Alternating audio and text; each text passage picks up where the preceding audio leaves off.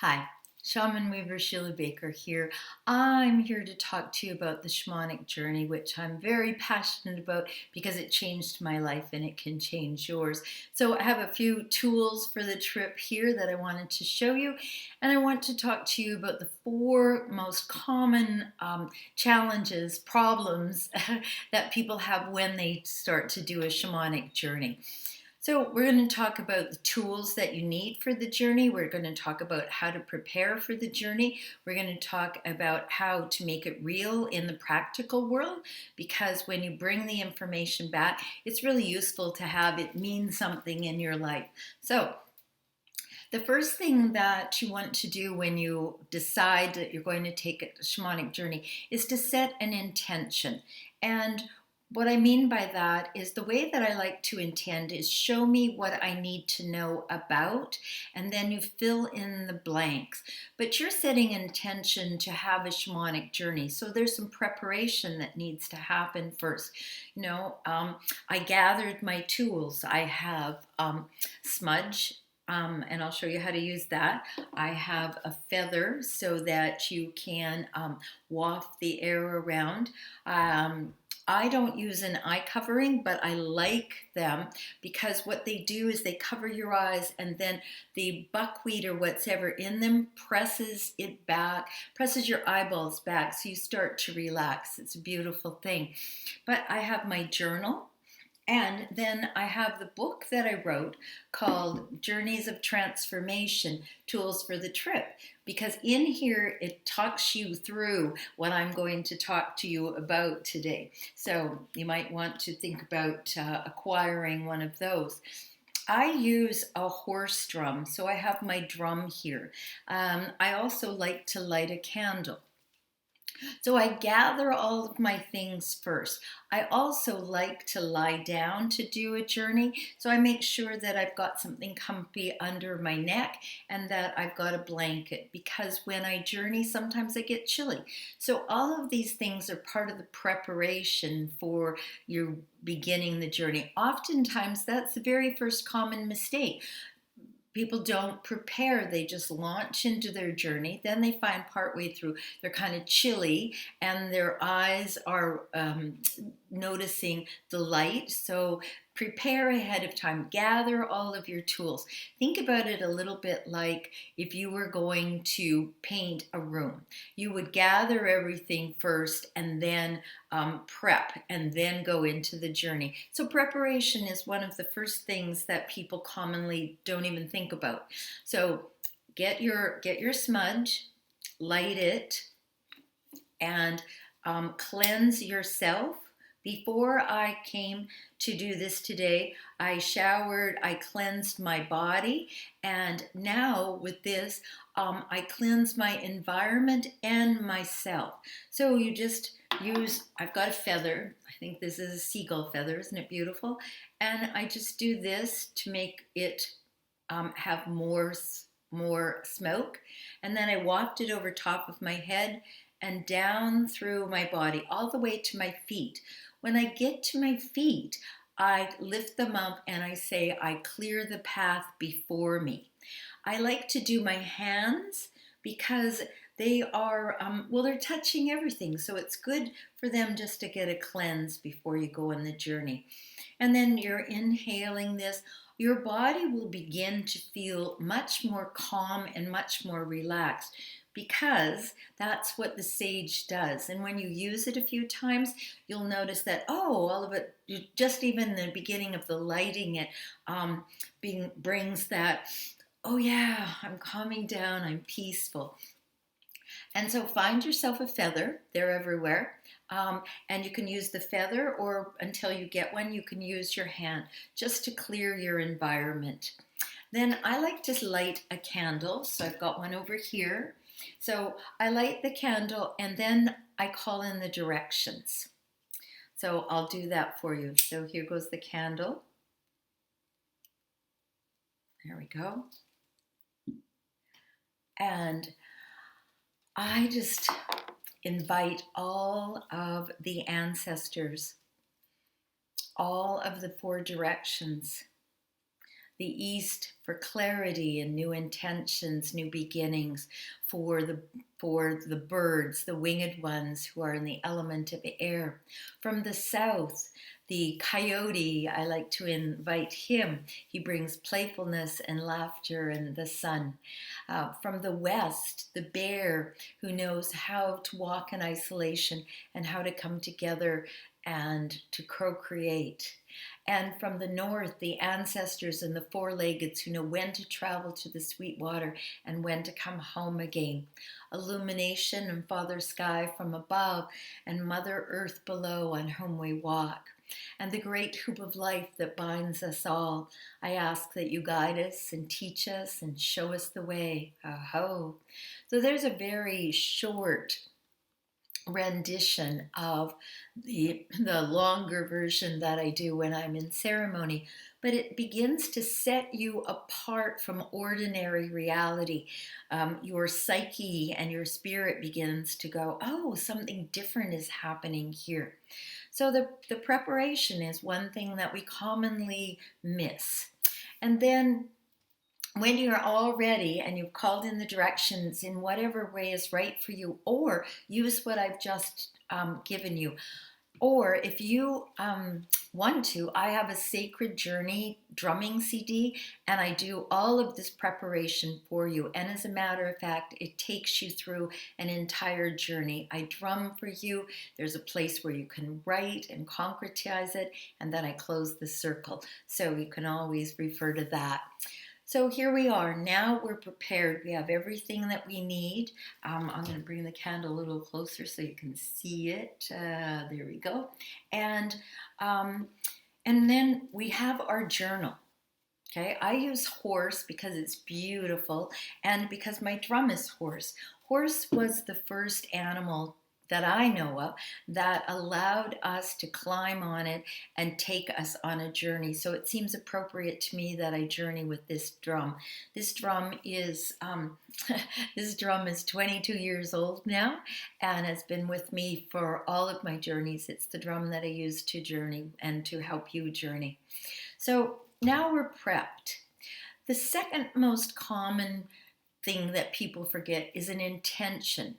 The way that I like to phrase my intention is show me what I need to know about, and then it can be about anything. When I say, is this the right thing for me, or is that the right thing for me, I get a very limited amount of information. So what I want you to be able to do is get the most information that you can from this journey, because you're asking for a reason, right?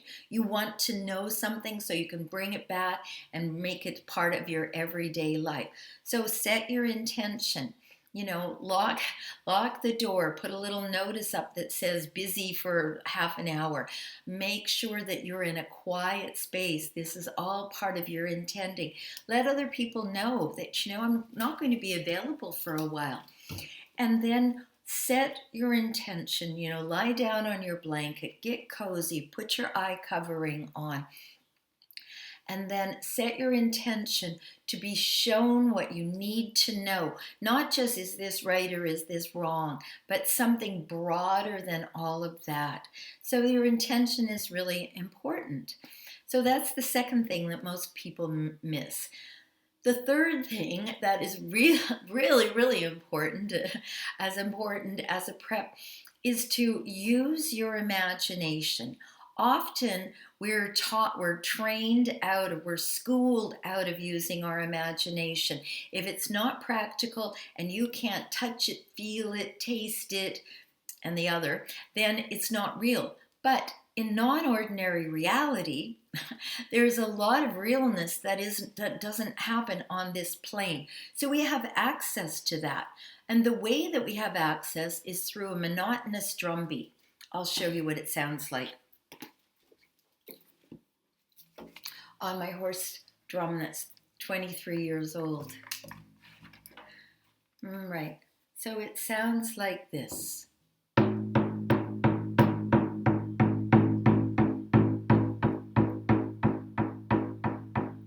And in less than 6 minutes, that monotonous drum beat puts your brain into a theta brain wave.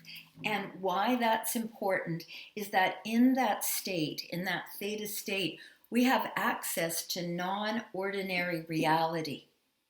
And in non-ordinary reality, the physical laws that are appropriate here don't work there. A bear can be as small as the head of the pin or as large as the Eiffel Tower.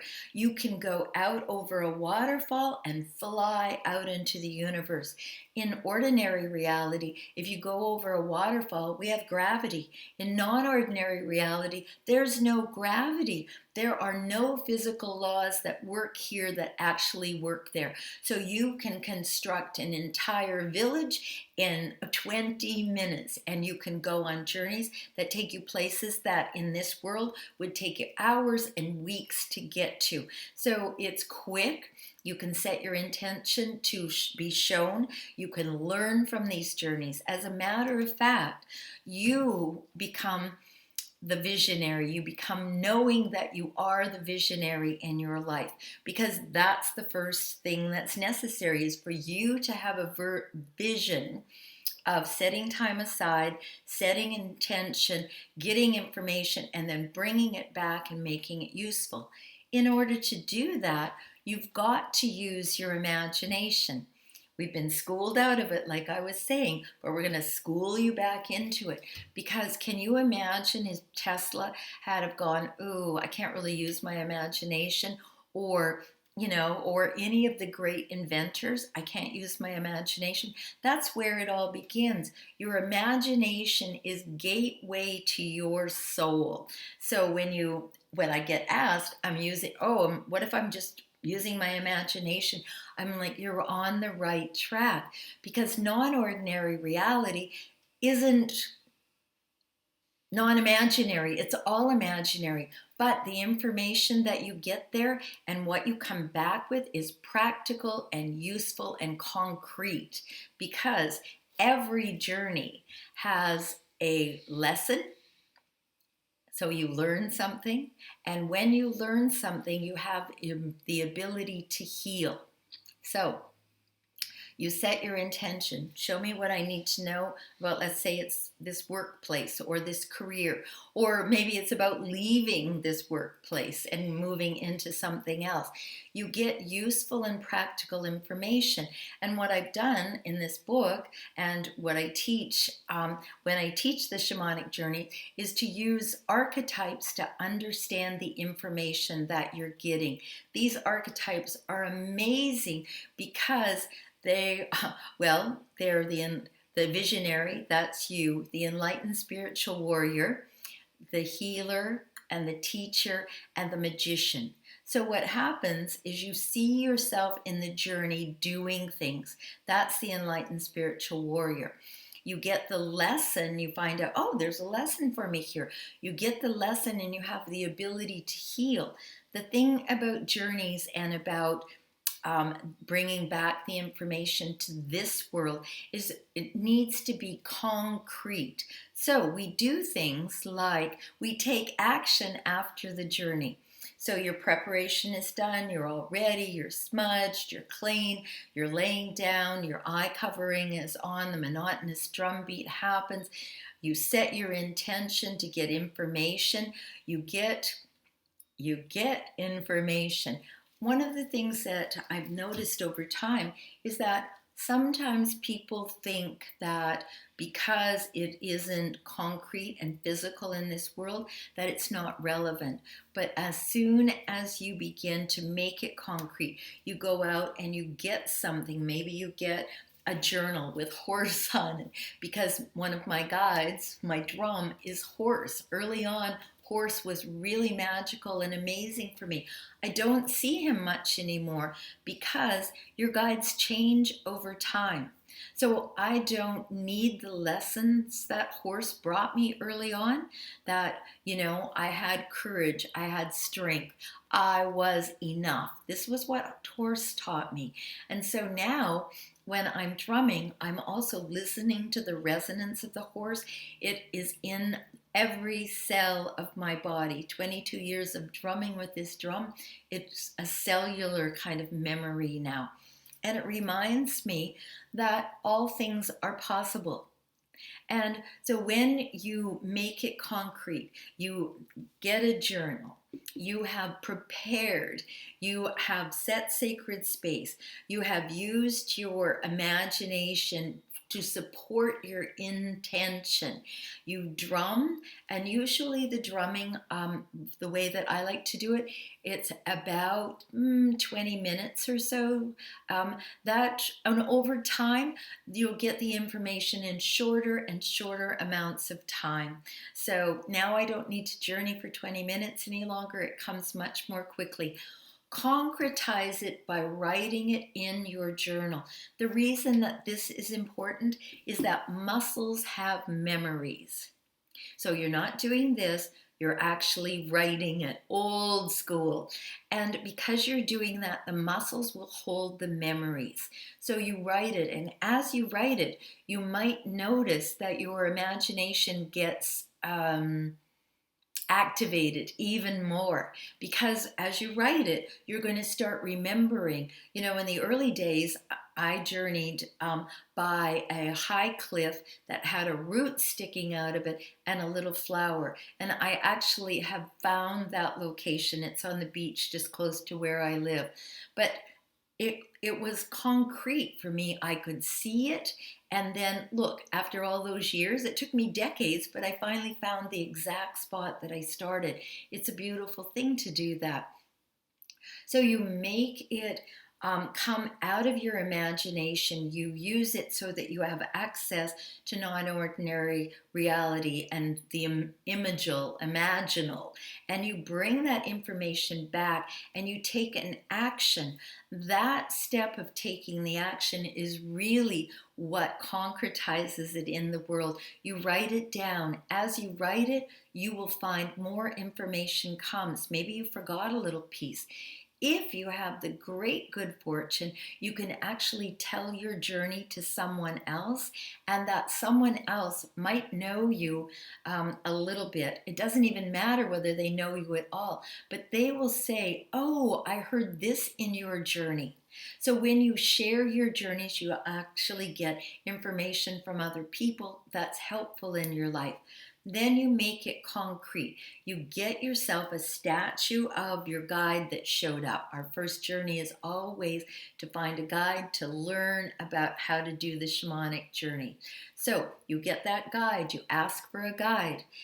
You need to see the guide 3 times. You might just see an eye or a hoof or a leg or a wing or something, but 3 times. Then, if you're comfortable with that guide, because some people are not comfortable with everything that shows up. So first of all, you need to be comfortable with your guide. I'm pretty comfortable with all of them. So when Spider shows up, I'm like, okay, I'm ShamanWeaver, and the spiders wove the web of the world. So I'm good with that, but you might not be. So you get to say, "Thank you for coming, but I'm not comfortable with you." And that's okay. It's your guide. You need to be comfortable with who comes. And so then you have the guide, and afterwards you spend time in the journey asking about that guide. So you once again, you prep for yourself. You get all your tools. You get your candle, your smudge, your blankie, your eye covering, your journal, and your sacred pen. All of these objects become sacred objects because you use them in a way that's intentional and sacred for the highest and best or better of you, but also for the highest and best or better of all beings. Because when we do something for ourselves, it radiates out into the world. My saying is the heart radiates out 360 degrees, and so do your journeys. So, just a quick little recap.